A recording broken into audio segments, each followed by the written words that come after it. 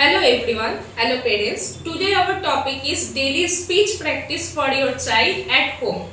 অর্থাৎ আপনার বাচ্চাকে আপনি কিভাবে স্পিচ প্র্যাকটিসটা ঘরে স্টার্ট করবেন এবং কোন স্টেজ থেকে কোন স্টেজে নিয়ে যাবেন, কিভাবে তার ইমপ্রুভমেন্ট হবে এবং সেই ইমপ্রুভমেন্টটা কিভাবে আরো দিনকে দিন বেটার হবে। এমন অনেক বাচ্চা আসে আমাদের কাছে যারা মিউট থাকে, যাদের কোনো স্পিচ থাকে না, বা স্পিচ থাকলেও সেটা জাস্ট একটা ব্যাবলিং থাকে, তারা কনস্ট্যান্ট কোনো একটা কিছু বলে যাচ্ছে কিন্তু সেটা প্রপার ওয়েতে বলছে না, বা এজ অ্যাকর্ডিং যে বাচ্চার যেরকম স্পিচ হওয়া উচিত সেটা সেই বাচ্চার মধ্যে নেই। বা অনেক বাচ্চা এরকমও থাকে যে তারা আননেসেসারি টক করছে, যেটাকে একদমই অ্যালাউ করা উচিত নয়, যেটা বাচ্চা নিজের খুশির জন্য, নিজের অ্যাংজাইটি, নিজের এনার্জি রিলিজ করার জন্য বলে থাকে, সেটাকে আমরা আননেসেসারি টক বলে থাকি। তো সেই সমস্ত কেসে বাচ্চাকে স্পিচ প্র্যাকটিস করানোটা অনেক বেশি ইম্পর্টেন্ট। একটা থেরাপি সেন্টারে আপনি যদি বাচ্চাকে ইনভলভ করে দেন, সেখানে 1 to 2 আওয়ার বাচ্চার থেরাপি চলছে, কিন্তু বাচ্চা বাকি টাইমটা পেরেন্টসের সাথে থাকছে বা বাড়িতে থাকছে।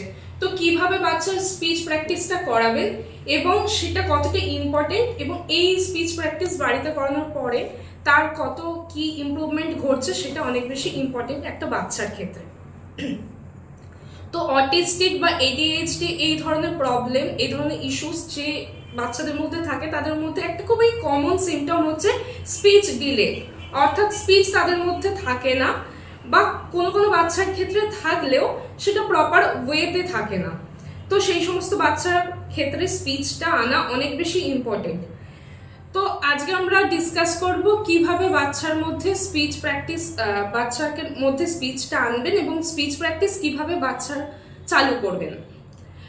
যে বাচ্চা যদি মিউট হয়, প্রথমে ডিসকাস করি মিউট চাইল্ডদের ক্ষেত্রে। কোনো বাচ্চা যদি মিউট হয়, একদমই স্পিচ করছে না বা তার মধ্যে কোনো ব্যাবলিং অবধি নেই, তাহলে তাকে আগে স্টিমুলেশন করা খুব বেশি প্রয়োজন।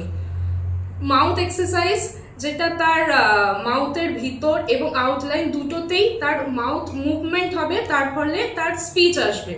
এবং পেরেন্টসকে এখানে অনেক বেশি ইনভলভ থাকতে হবে। প্রথমত তার মাকে তাকে সামনে বসিয়ে তাকে কোনো কিছু একটা বলতে হবে, যেটাই বাচ্চার ইন্টারেস্টটা গ্রো করে। সেটা হতে পারে কোনো রাইমস, হতে পারে কোনো ইন্টারেস্টিং ক্যারেক্টার যেটা বাচ্চা শুনতে ভালোবাসে। বাচ্চা অনেক বেশি কার্টুনে অ্যাডিক্টেড হয় এবং কার্টুন দেখতে ভালোবাসে। কেন? কারণ বাচ্চা কার্টুনে যে ক্যারেক্টারগুলো দেখে বা যে মিউজিক, যে ব্যাকগ্রাউন্ড সাউন্ডস যেটা বাচ্চার নেয়, সেটা বাচ্চার ক্ষেত্রে অনেকটা ইন্টারেস্টিং লাগে। তো আপনাকেও এমন কিছু বলতে হবে, এমনভাবে মানে রিপ্রেজেন্ট করতে হবে বাচ্চার সামনে, যাতে করে বাচ্চা আপনার কথাতে অনেক বেশি ইন্টারেস্ট পায় এবং আপনার দিকে ফোকাসড থাকে। এমন নয় যে আপনি বলে যাবেন বাচ্চার সামনে এবং বাচ্চার অ্যাটেনশনটা অন্যদিকে থাকবে বা বাচ্চা লস্ট থাকবে। সেরকম হলে বাচ্চার ইমপ্রুভ হবে না।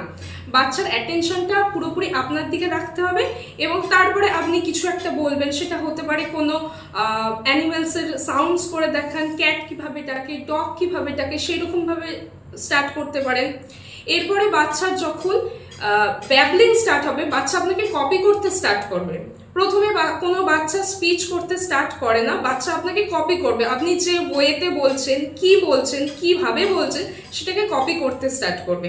তখন বাচ্চার মধ্যে ব্যাবলিং আসবে, আর ব্যাবলিং হচ্ছে বাচ্চার ফার্স্ট স্পিচ।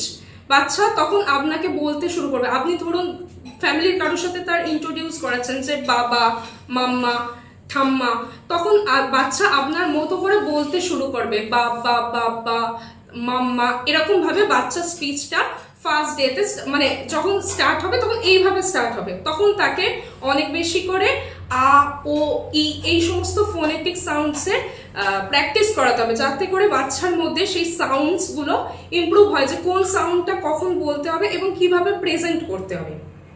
এরপরে বাচ্চা যখন বলা শুরু করবে, তখন বাচ্চার ওয়ান ওয়ার্ড স্পিচ স্টার্ট হবে, অর্থাৎ বাচ্চা তখন ধীরে ধীরে রিকগনাইজ করতে শুরু করবে। রিকগনিশন শুরু করে দিতে হবে বাচ্চার মধ্যে। যেমন কি আপনি ফ্রুটস ট্রে নিয়ে তার রিকগনিশন করাতে পারেন। অ্যাপেল, কিচেন থেকে কোনো অ্যাপেল নিয়ে আসলেন, নিয়ে তার রিকগনিশন স্টার্ট করবেন। এটা বলবেন না, মানে ফার্স্টে তাকে ওয়ান ওয়ার্ড স্পিচ দেবেন। অ্যাপেল, ম্যাঙ্গো, ব্যানানা, বা কোনো রাস্তায় তাকে কোনো পার্কে নিয়ে গেলেন, কোনো রাস্তায় কোনো ঘোরার জায়গা তাকে নিয়ে গেলেন, কোনো কার দেখলেন, বললেন, সেটার নাম বললেন, বা রাস্তায় কোনো ক্যাট দেখলেন, কোনো ডগ দেখলেন, সেটা বললেন। ক্যাট, ডগ এইভাবে বলে বলে তাকে চেনাতে হবে, তার এনভায়রনমেন্টে কি কি আছে সমস্ত কিছুর সাথে তাকে পরিচিত করাতে হবে।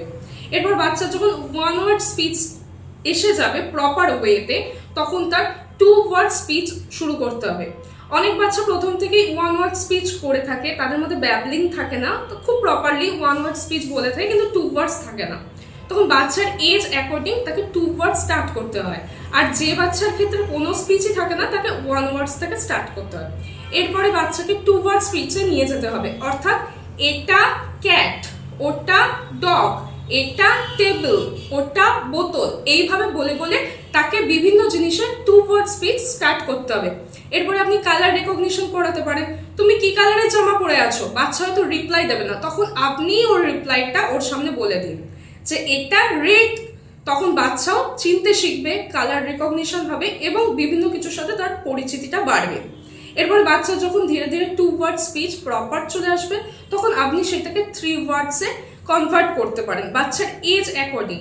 অর্থাৎ বাচ্চা প্রথমে থ্রি ওয়ার্ডস বা টু ওয়ার্ডস কিছুই বলবে না, বাচ্চার এজ অ্যাকর্ডিং এবং ক্যাপাবিলিটি কতটা আছে, কতটা প্রপার ওয়েতে বলছে, সেইটা দেখে আপনি তার স্পিচটা ওয়ার্ডসের মানে কত ওয়ার্ডসে সে বাচ্চা স্পিচ করবে সেটা বাড়াতে পারেন। টু ওয়ার্ডস থেকে থ্রি ওয়ার্ডসে কনভার্ট করতে পারেন, যেমন তুমি কেমন আছো, আমি ভালো আছি, এইভাবে স্টার্ট করতে পারেন।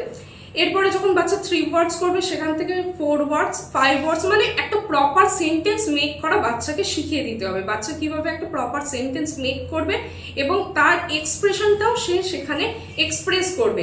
অর্থাৎ দুঃখ পেলে সে কিভাবে স্যাড রিয়্যাক্ট করবে, আনন্দ পেলে কিভাবে হ্যাপি রিয়্যাক্ট করবে, কেউ তাকে কিছু গিফট করলে তাকে থ্যাংক ইউ বলতে হবে, কেউ কারোর সাথে সে কোনো ভুল করলে তাকে সরি বলতে হবে। অর্থাৎ বাচ্চার মধ্যে এক্সপ্রেসিং ব্যাপারটাও চলে আসবে, তাতে তার স্পিচেরও অনেকটা ইমপ্রুভ ঘটবে এবং বাচ্চা তারপরে প্রপার ওয়েতে স্পিচ করতে থাকবে। বাচ্চা তো আপনি চাইলে কোনো থেরাপিস্টের কাছে ইনভলভ করতেই পারেন স্পিচ রিগার্ডিং, এবং বাচ্চা বাকি টাইমসটা তার পেরেন্টসের সাথেই বেশিক্ষণ থাকে, তাই বাচ্চার পেরেন্টসের সাথে স্পিচ করাটা অনেক বেশি ইম্পর্টেন্ট। আশা করি আমি আপনাদেরকে অনেকটা গাইড করতে পেরেছি। এরপরেও যদি আদার্স আপনার কোনো কোয়ারি থাকে, আপনি কোনো স্পিচ থেরাপিস্টের সাথে কনসাল্ট করতে পারেন, আমাদের সেন্টারেও যোগাযোগ করতে পারেন, আইও speech and hearing clinic. Thank you.